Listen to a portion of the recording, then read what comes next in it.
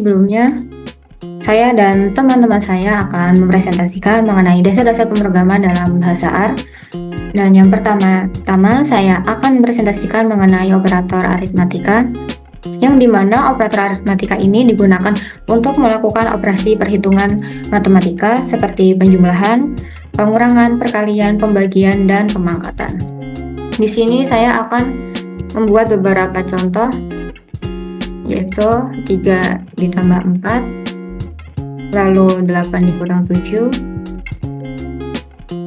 2 dikali 7, 8 dibagi 2, 8 dibagi 2, lalu 3 dipangkatkan dengan 3. Di sini kita akan melihat hasil apa yang ditampilkan setelah kita mengklik run, yaitu hasilnya pada penjumlahan 3 ditambah 4 menghasilkan 7, dan pengurangan 8 dikurang 7 hasilnya 1, 2 dikali 7 hasilnya 14, 8 dibagi 2 hasilnya 4, 3 dipangkatkan dengan 3 hasilnya 27. Nah, selanjutnya di sini saya akan menjelaskan mengenai variabel.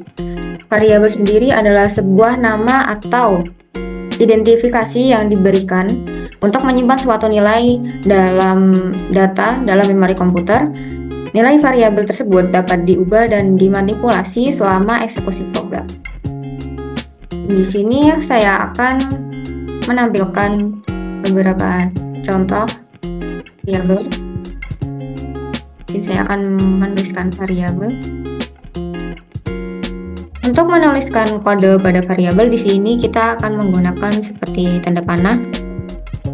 Kita menggunakan kurung dari, lalu setelah itu kita menggunakan strip.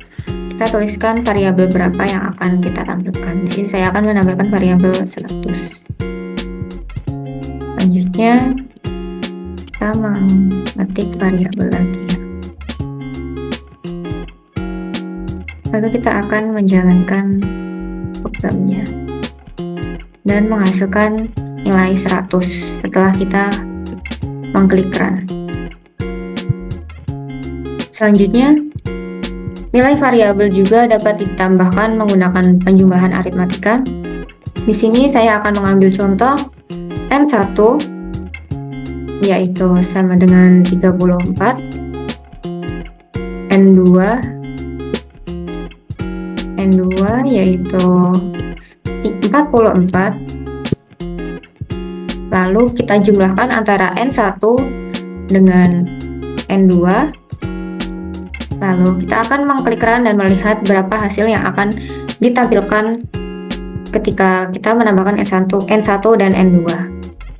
Hasil yang ditampilkan di sini adalah yaitu 78, di mana 34 ditambah 44 adalah 78. Tipe data numerik itu berupa bilangan bulat, pecahan, desimal, itu numerik. Contohnya,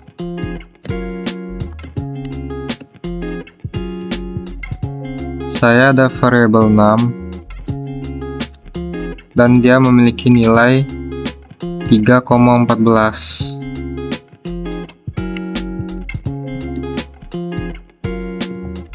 Nah, karena 3,14 itu desimal, dia itu numerik. Selanjutnya ada tipe data integer. Tipe data integer itu berupa bilangan bulat, pecahan, desimal, itu tidak termasuk integer. Contohnya,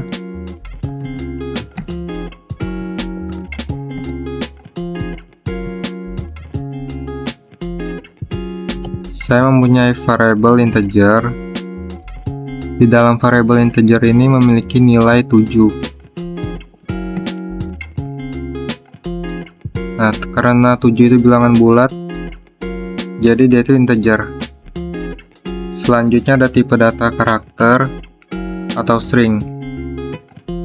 Jadi tipe data karakter atau string ini dia itu berupa teks. Contohnya,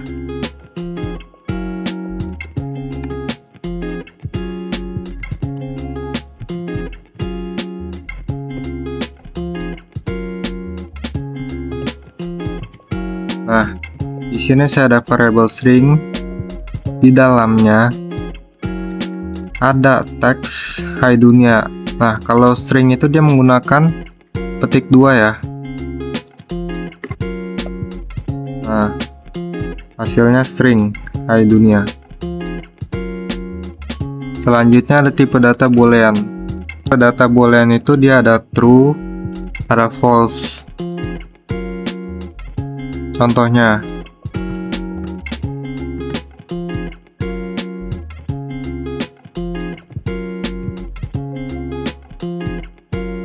nah di sini saya ada variabel integer kurang dari 5.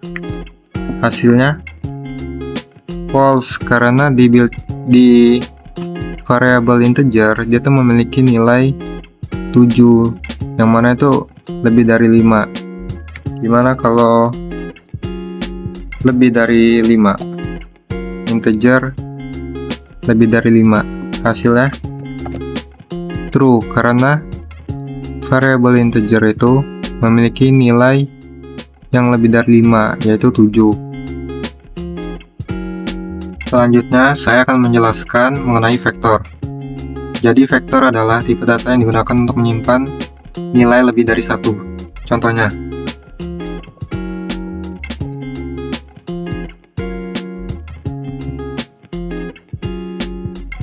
nah, saya memiliki variabel vektor 1. Di dalamnya ada fungsi C dengan angka 3, 4, dan 5. Hasilnya keluar ya 3, 4, dan 5. Untuk menggunakan fungsi vektor, gunakan fungsi C. Selanjutnya ada vektor sekuensial. Jadi vektor sekuensial itu vektor yang berurutan nilainya. Contohnya,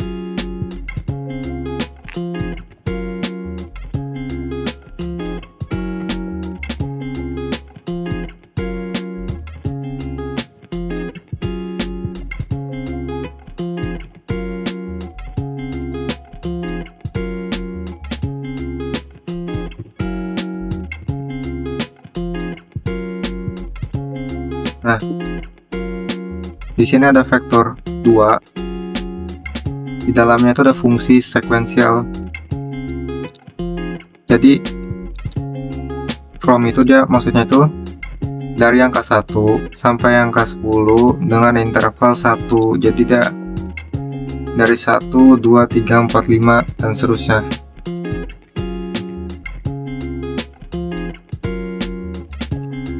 Hasilnya berurutan ya dari 1 sampai dengan 10. Misalkan saya intervalnya itu 2. Nah, hasilnya itu dia dari 1 terus lanjut ke 3 terus lanjut ke 5. Jadi dia intervalnya 2. Nah, selanjutnya itu ada operasi vektor. Contohnya,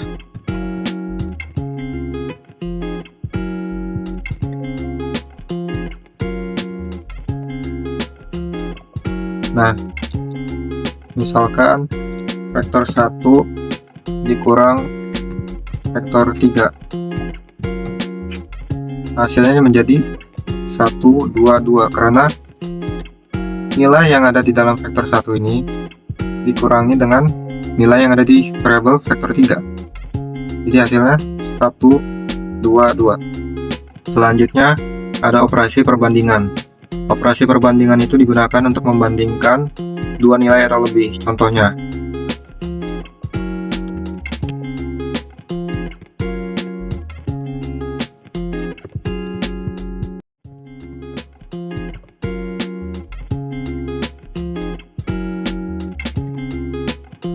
nah, di sini ada variabel vektor 4 memiliki vektor 1,210. Maksudnya itu dari angka 1 sampai dengan angka 10. Selanjutnya vektor 4 kurang dari 5. Hasilnya jadi di hasilnya true, false, false. Jadi hasilnya boolean ya. Jadi angka yang kurang dari 5 itu hasilnya true, sedangkan angka yang lebih dari 5 itu yaitu hasilnya false. Perkenalkan, nama saya Tesalonika Hutajulu dengan NIM 12345500033 dari kelompok 1 Praktikum Analisis Data dan Statistika. Di sini saya akan menjelaskan mengenai pemrograman R, yaitu di bagian matriks. Yang pertama saya akan menjelaskan matriks dengan vektor kolom yang hanya memiliki satu kolom saja. Jadi vektor dapat disebut sebagai matriks yang memiliki satu dimensi, di mana matriks hanya memiliki satu baris dengan beberapa kolom atau beberapa baris dengan satu kolom. Pada R, sebuah matriks dapat dibentuk menggunakan vektor. Di sini saya akan menuliskan kode contoh dari matriks kolom.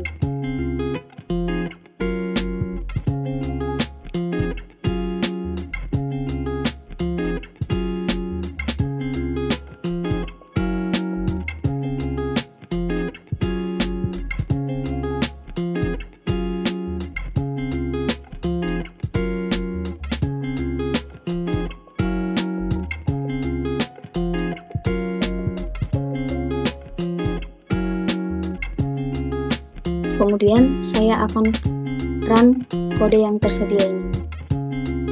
Nah, kemudian muncullah vektor kolom dari kode-kode yang telah saya buat, yaitu vektor kolom dengan satu kolom, yaitu dengan entry-entry-nya 6, 7, dan 8. Di sini saya akan mencoba kembali fungsi matriks yang juga dapat digunakan untuk membuat matriks yang berukuran dua dimensi dengan menggunakan fungsi by row dan juga fungsi end row. Fungsi end row untuk menentukan jumlah dari baris, sedangkan fungsi by row untuk menentukan bentuk matriks berdasarkan dari baris maupun berdasarkan dari kolom. Berikut contoh dari kode tersebut. PM4 untuk C dari 1 sampai dengan 18, M4 untuk matriks, tuliskan kembali VM4 by row, yaitu nilai kebenarannya bernilai true.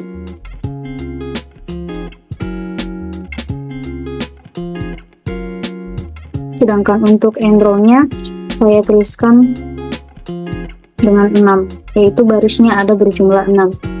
Enter kembali M4.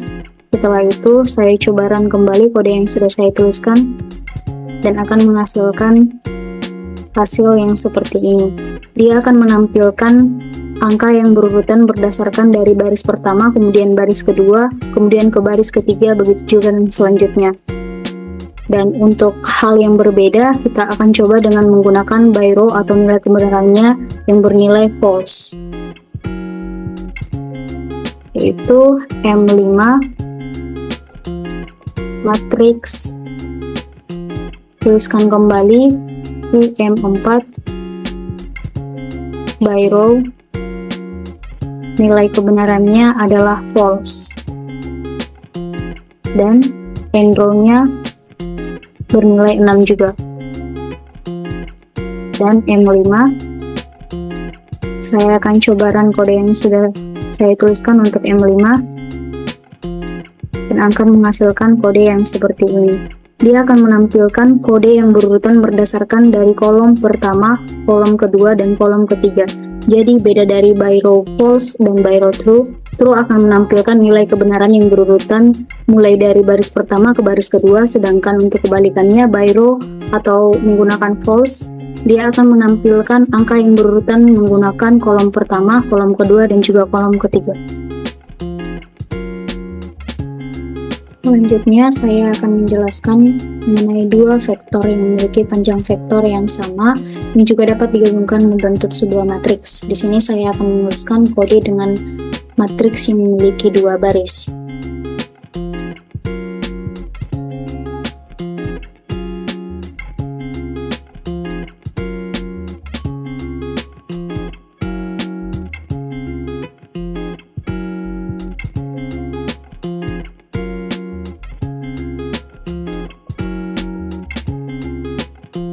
Kemudian untuk X2-nya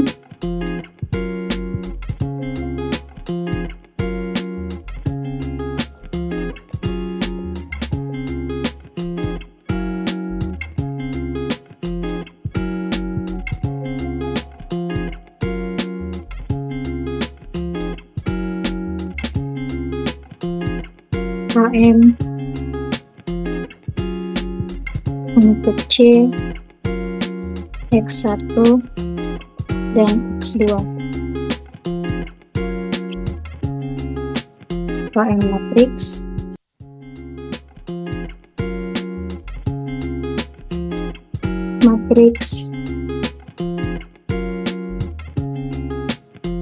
KM dengan by row atau nilai kebenarannya adalah true, dan end row-nya menampilkan jumlah dari baris, yaitu sama dengan 2 baris. Kemudian KM matriks, di sini saya akan mencoba dan kode yang sudah saya tuliskan menghasilkan hasil yang seperti ini dengan menampilkan nilai baris, kedua baris yang sudah diplot secara berurutan sesuai dengan kode yang diberikan. Di sini saya akan menjelaskan fungsi dari list, yang mana fungsi list ini bertujuan untuk menyimpan tipe data yang berbeda-beda, seperti tipe data numerik dan tipe data karakter. Berikut ini adalah contohnya, yang mana kita memiliki data 1. Di dalam data 1 kita memiliki tipe data string, integer, dan string lagi. Lalu kita panggil data 1, lalu kita running, dan muncullah output yang seperti ini. Baiklah, di sini saya akan menjelaskan tentang input dan output pada R menggunakan file.csv dan file Excel. Untuk menggunakan file CSV, yang pertama kali harus dilakukan adalah mendownload file CSV yang ingin digunakan. Pada kesempatan kali ini saya menggunakan sales_record.csv, lalu tulis penjualan fungsi read.csv, lalu masukkan nama filenya, tulis lagi penjualan di bawahnya, lalu ini bisa di-run.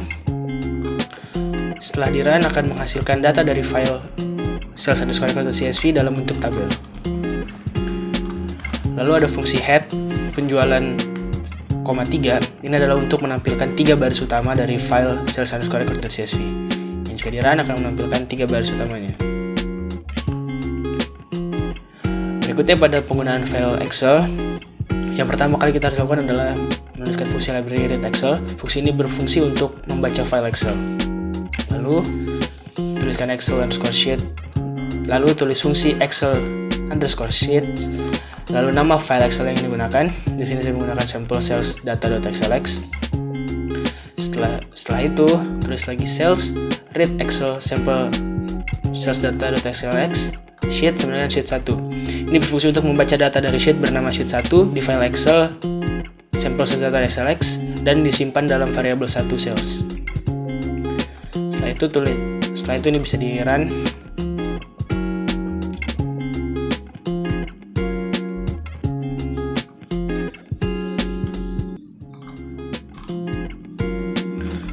Itu ada fungsi head, sama seperti pada file CSV. Head ini bertujuan untuk menampilkan 3 baris pertama sesuai dengan berapa angka yang dimasukkan. Di sini ada 3, berarti head sales 3 menunjukkan 3 baris pertama dari file sampel. Jika tidak akan seperti ini. Di bawahnya ada head sales 5, sama seperti yang tadi, tapi kali ini menampilkan 5 baris utama. Berikutnya ada fungsi sum sales value, yang mana akan menunjukkan jumlah total value pada data sales yang akan di-run, akan menghasilkan data totalnya. Lalu ada mean sales value yang akan menunjukkan rata-rata dari value data sales. Ada mean sales value yang akan menunjukkan nilai minimum pada value data sales. Ada max sales value yang akan menampilkan nilai maksimum pada tabel value di data sales. Yang terakhir ada summary sales. Ini akan membuat ringkasan dari data sales. Yang ringkasannya akan berisi nilai minimum, first quartile, median, mean, third quartile, dan nilai maksimum. Sekian dari saya, terima kasih.